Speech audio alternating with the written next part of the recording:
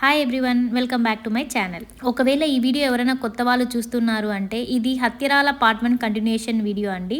నేను డిస్క్రిప్షన్లో part 1 link పెడుతున్నాను, go and check it out. అది చూసిన తర్వాత ఇది చూస్తే మీకు కొంచెం క్లియర్గా అర్థమవుతుంది. సో ఇప్పుడు మనము పరశురాముని టెంపుల్కి వచ్చేసి ముందు చెప్పినట్టు పరశురాముడు తన తల్లిని ఎందుకు చంపవలసి వచ్చింది అంటే జమదగ్ని భార్య రేణుకాదేవి రోజూ నదికి వెళ్ళి ఇసుకతో కుండ సిద్ధం చేసి జమదగ్నికి జపం చేయడానికి నీటిని తీసుకొచ్చేదని పురాణ కథనం. అలా ఒకరోజు ఆమె అనుకోకుండా స్నానానికి అక్కడికి వచ్చిన చిత్రరాధ అనే గంధర్వరాజుపై కన్నుపడింది.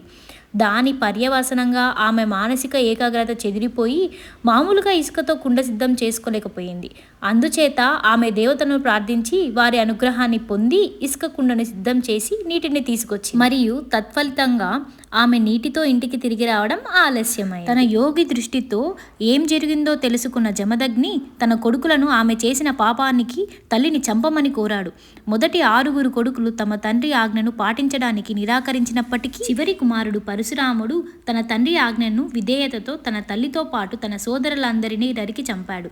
జమదగ్ని సంతోషించి తన కొడుకు పరశురాముని ఒక వరం ఎంచుకోమని కోరాడు.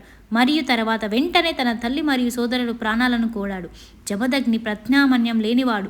రేణుక మరియు తన కొడుకులను తిరిగి బ్రతికించాడు. అయినప్పటికీ అతని తల్లిని చంపిన పాపం అతనికి అతుక్కుపోయింది మరియు అనేక పవిత్ర నదులలో స్నానం చేయడం అతనికి విముక్తి కలిగించలేదు. అంతటా హత్యరాల వద్ద బహుదా నదిలో స్నానమే అతన్ని పాపాన్ని పోగొట్టింది. దీనికి కారణంగా ఈ ప్రాంతానికి హత్యరాల, హత్య అనగా చంపడం, రాలే అంటే పడిపోయింది అని పేరు వచ్చింది. కొంతకాలం పరశురాముని నివాసంగా ఉన్నందున ఈ ప్రదేశం పరశురామ క్షేత్రం అని కూడా పిలువబడుతుంది. సాధారణంగా మన దేశంలో పరశురాముని క్షేత్రాలు చాలా తక్కువ ఉంటాయి.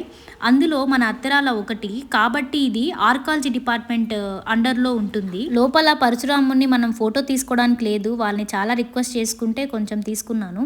లోపలంతా మనం చూసుకుంటే పైనంతా ఒక లోయలాగా అనిపిస్తుంటుంది అనమాట. పాత కాలంలో ఇంత గొప్పగా ఎట్లా కట్టాడో తెలియదు. మొత్తం రాళ్ళతో ఆ చెక్క కానీ మట్టి గోడలు కానీ చాలా అందంగా అనిపించింది. ఫొటోస్లో అంత క్లారిటీగా లేదు. అక్కడ మనకి స్టాఫ్ కూడా ఉన్నారు, ఆర్కాలజీ డిపార్ట్మెంట్ వాళ్ళ స్టాఫ్. సో వాళ్ళు కూడా చాలా క్లియర్గా నీట్గా ఎక్స్ప్లెయిన్ చేశారు. చోళులు కట్టించుంటే శిథిలావస్థకు వస్తుంది. అప్పుడు స్వామివారి కళ్ళలో కనపడి నా గుడి శిథిలావస్థకు వస్తుంది, నా గుడి నిర్మాణం చేయమని చెప్తారు. ఆ 72 స్తంభాల మండపము ఇక్కడ ఎక్కడెక్కడ పోయిందో మొత్తం రెనోవేషన్ చేస్తారు కొత్తగా.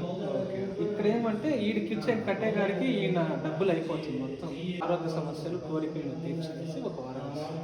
కాబట్టి ఆయన చేతి దక్షిణం పెట్టి 3 సార్లు మన కోరిక ఆరోగ్య సమస్య తీరిపోవాలని కోరుకొని 3 సార్లు తలకు.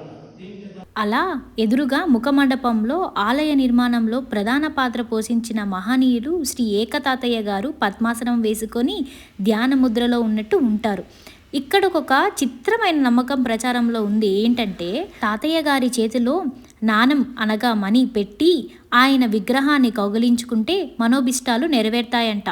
ఆయన వెనుక గోడకు ఉన్న రంధ్రం కూడా ప్రతిరోజు సంధ్యా సమయంలో సూర్యకిరణాలు నేరుగా మూల విరాటును తాకుతాయంట. తాతయ్య గారి చేతిలో కూడా మనీ ఎందుకు పెడుతున్నామన్నానికి కూడా ఒక రీజన్ ఉంది. బట్ ఆ ఏకతాతయ్య గురించి చెప్పాలి అంటే మనకి ఈ వీడియో కూడా సరిపోదు. ఆయన చాలా గొప్ప వ్యక్తి. పూర్వకాలం రాజులకి ఆలయాలు కట్టడం కోసం ఫైనాన్షియల్గా చాలా హెల్ప్ చేసేవాడట. అలా హెల్ప్ చేస్తూ ఉండగా ఆయన దగ్గర ఉన్న డబ్బులన్నీ అయిపోవడంతో పరశురాముడి దగ్గరకు వచ్చి ఆయన బాధను వ్యక్తం చేశాడంట. అప్పుడు పరశురాముడు ఆయనకి ఒక వరం ఇచ్చాడంట. ఇక్కడికి నా భక్తులు వచ్చి నీ చేతిలో నాణం పెట్టి వాళ్ళ ఆరోగ్య సమస్యలు నీకు చెప్తే ఆ కోరికలు నెరవేరుతాయి అని ఆయనకు ఒక వరం కలిగిందంట. ఇక్కడ మనకు కనిపిస్తుంది కదా, అదే 70 స్తంభాల మండపము. ఈ ఆలయం కూడా గజపుష్ట విమానం అంటే శయనించిన ఏనుగు వెనక భాగాన్ని పోలి ఉంటుందంట. ఇలాంటి విమానం ఉన్న ఆలయాలు చోళరాజులు పాలించే వాళ్ళకు ఒక ట్రేడ్ మార్క్ లాగంట. తమిళనాడులో మాత్రమే ఉన్నాయంట ఇవి. రాజుల కాలంలో ప్రతిష్ఠించిన మూల విరాటును ముష్కరులు దండయాత్రలో ధ్వంసం చేయగా తర్వాత అలాంటిదే మరో విగ్రహాన్ని ప్రతిష్ఠించారంట. ధ్వంసమైన చాలా విగ్రహాలు ముఖమండపంలో ఉంచారు. మామూలుగా మనకు తెలిసిన పరశురాముడు శిక్క పెరిగిన గడ్డం మీసాలతో భయంకరంగా ఉంటాడు కదా, కానీ ఇక్కడ రాజకుమార్ మాదిరి శిల్పరూపంలో దర్శనమిస్తాడు. చాలా చక్కగా ఉంటాడు. So the most attractive place ఇక్కడ ఏంటంటే ఈ 70 స్తంభాల మండపం అంట. చాలా ప్రత్యేక ఆకర్షణ అంట దీనికి. ఈ ఆలయము చౌల రాజులే కట్టించారన్నందుకు ఇది ప్రూఫ్ అంట. ఈ round symbol Nandi and half moon చౌల రాజుల వాళ్ళది సింబల్ అంట. అది ఇంత గొప్ప ప్రత్యేకతలు మహిమగల ఆలయము మన ఇంటి దగ్గర ఉండడం చాలా అదృష్టం కదా. ఇంకా రాజంపేట దగ్గరలో ఉన్న వాళ్ళు ఎవరెవరో చూడలేదో వెళ్ళి ఒకసారి చూసేసేయండి. Thank you for watching. Subscribe for more.